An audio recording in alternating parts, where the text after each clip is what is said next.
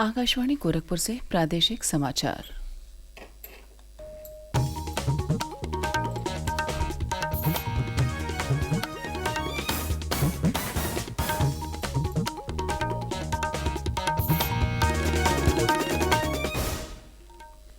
नमस्कार, समाचार बुलेटिन के साथ मैं शिवानी अरोरा। पहले मुख्य समाचार। मुख्यमंत्री योगी आदित्यनाथ ने गोरखपुर के बीआरडी मेडिकल कॉलेज में 55 करोड़ रुपए से अधिक की विकास परियोजनाओं का किया लोकार्पण और शिलान्यास। कहा, one district one medical college की दिशा में आगे बढ़ रहा उत्तर प्रदेश।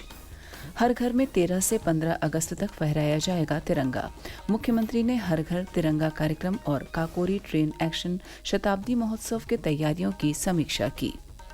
कैबिनेट समिति ने प्रदेश के लिए 3 हाई स्पीड रोड कॉरिडोर परियोजनाओं को दी मंजूरी। अयोध्या और कानपुर में रिंग रोड और आगरा ग्वालियर के बीच बनेगा 6 लेन का कॉरिडोर। और केंद्रीय मंत्री गजेंद्र सिंह शेखावत ने इंडिया इंटरनेशनल हॉस्पिटैलिटी एक्सपो की 4 दिवसीय प्रदर्शनी का नोएडा में किया उद्घाटन।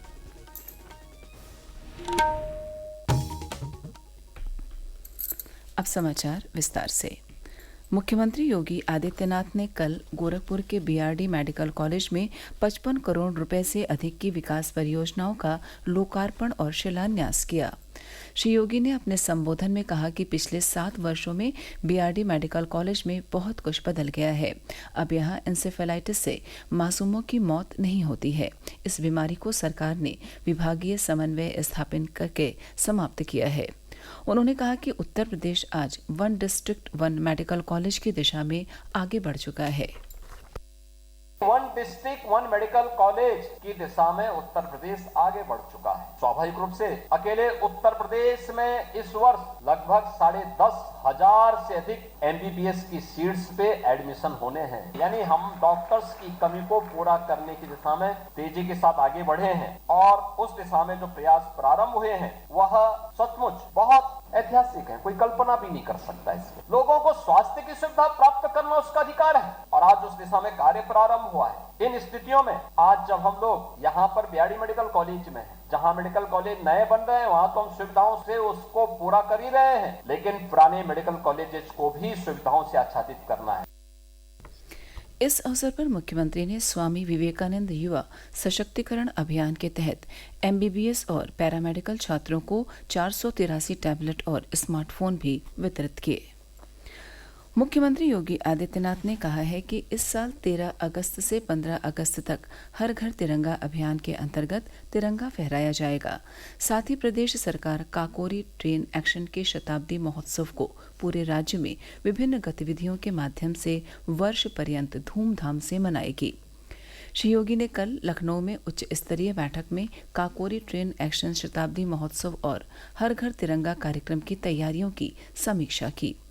मुख्यमंत्री ने कहा कि काकोरी ट्रेन एक्शन के शताब्दी महोत्सव की शुरुआत 9 अगस्त से होगी। इस अवसर पर प्रदेश के शहीद स्मारकों, स्मृति स्थलों, अमृत सरोवरों के तट पर बृहद रूप से कार्यक्रम आयोजित किए जाएं। समारोह में शहीदों के परिजनों, स्वतंत्रता संग्राम सेनानियों के परिजनों, भूतपूर्व सैनिकों को सम्मानित भी किया जाए। इन कार्यक्रमों में स्कूली बच्चों, किशोरों, युवाओं का सहयोग और सहभागिता सुनिश्चित की जाए। अयोध्या के पूरा कलंदर थाना क्षेत्र में नाबालिग लड़की से सामूहिक दुष्कर्म के मुख्य आरोपी की बेकरी अवैध पाए जाने पर कल उसे ध्वस्त करने की कार्रवाई की गई। राजस्व विभाग की टीम ने आरोपी की संपत्ति की कल पैमाइश की थी। इसके अलावा जिला महिला अस्पताल में पीड़ित परिजन को धमकाने के आरोप में भी कोतवाली नगर में एक और मुकदमा दर्ज कराया गया है। प्रदेश सरकार के मंत्री संजय निषाद ने कल अयोध्या के जिला महिला अस्पताल पहुंचकर पीड़िता से मुलाकात की। उन्होंने दोषियों पर कार्रवाई का भरोसा भी दिलाया। उधर मुख्यमंत्री योगी आदित्यनाथ ने पीड़िता को 5 लाख रुपए की आर्थिक सहायता प्रदान की। स्थानीय विधायक अमित सिंह चौहान ने पीड़िता के घर पहुंचकर उन्हें यह चेक सौंपा। भारतीय अंतरिक्ष अनुसंधान संगठन इसरो और अमेरिकी अंतरिक्ष एजेंसी नासा के संयुक्त मिशन गगनयान के लिए चुने गए अंतरिक्ष यात्रियों में लखनऊ के रहने वाले कैप्टन शुभांशु शुक्ला भी शामिल हुए हैं। शुभांशु के पिता शंभू दयाल शुक्ला ने कहा कि यह हमारे लिए गर्व का क्षण है। वाराणसी में अग्निवीर सेना भर्ती रैली की शुरुआत आज से रणबांकुरे स्टेडियम में होगी।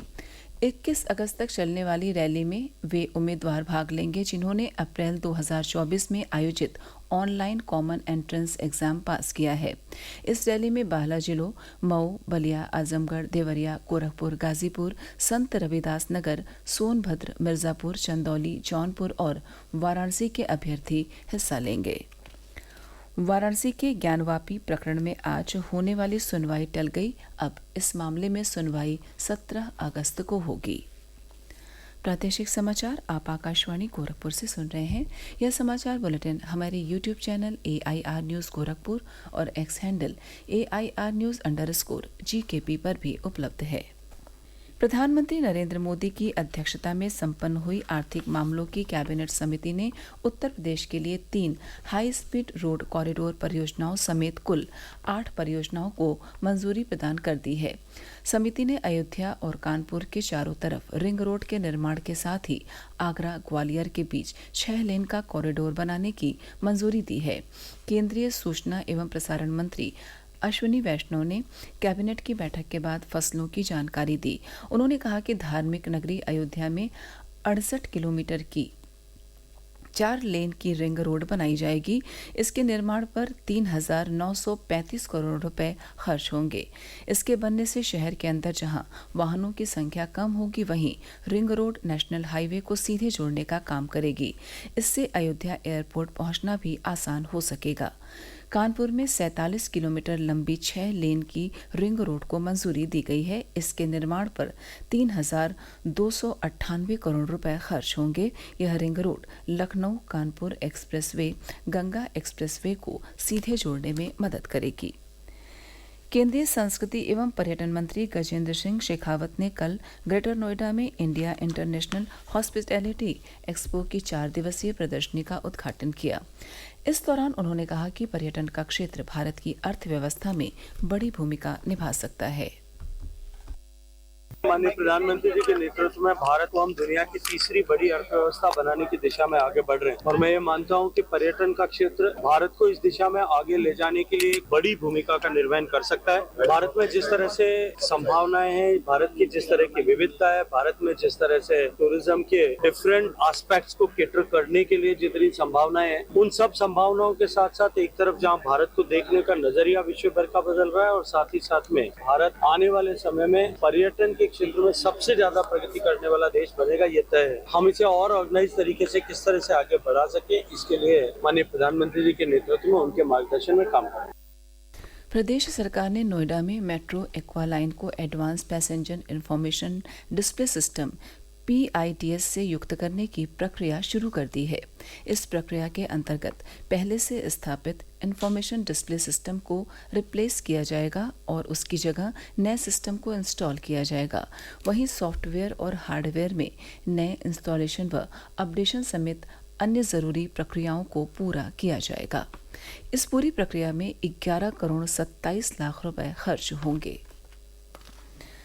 प्रदेश के कई जनपदों में लगातार हो रही बारिश और विभिन्न बैराजों से पानी छोड़े जाने की वजह से कई नदियों का जलस्तर बढ़ गया है। गंगा नदी बदायूं में खतरे के निशान से ऊपर पहुंच गई है। वहीं घाघरा नदी बाराबंकी, अयोध्या और बलिया में, शारदा नदी लखीमपुर खीरी में खतरे के निशान से महज आधा मीटर नीचे बह रही है। बदायूं में प्रशासन ने हाई अलर्ट जारी करते हुए सतर्कता बरतने का निर्देश दिया है। मौसम विभाग के मुताबिक मानसून की टर्फ लाइन के अपनी मूल स्थिति में लौटने के बाद प्रदेश में बारिश का सिलसिला शुरू हो गया है। और अंत में इस बुलेटिन के मुख्य समाचार एक बार फिर।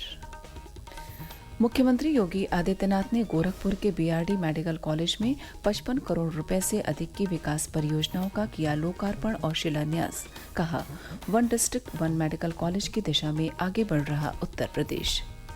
हर घर में 13 से 15 अगस्त तक फहराया जाएगा तिरंगा। मुख्यमंत्री ने हर घर तिरंगा कार्यक्रम और काकोरी ट्रेन एक्शन शताब्दी महोत्सव के तैयारियों की समीक्षा की। कैबिनेट समिति ने प्रदेश के लिए 3 हाई स्पीड रोड कॉरिडोर परियोजनाओं को दी मंजूरी। अयोध्या और कानपुर में रिंग रोड और आगरा ग्वालियर के बीच बनेगा 6 लेन का कॉरिडोर। और केंद्रीय मंत्री गजेंद्र सिंह शेखावत ने इंडिया इंटरनेशनल हॉस्पिटैलिटी एक्सपो की 4 दिवसीय प्रदर्शनी का नोएडा में किया उद्घाटन। इसी के साथ प्रादेशिक समाचार समाप्त हुए। नमस्कार।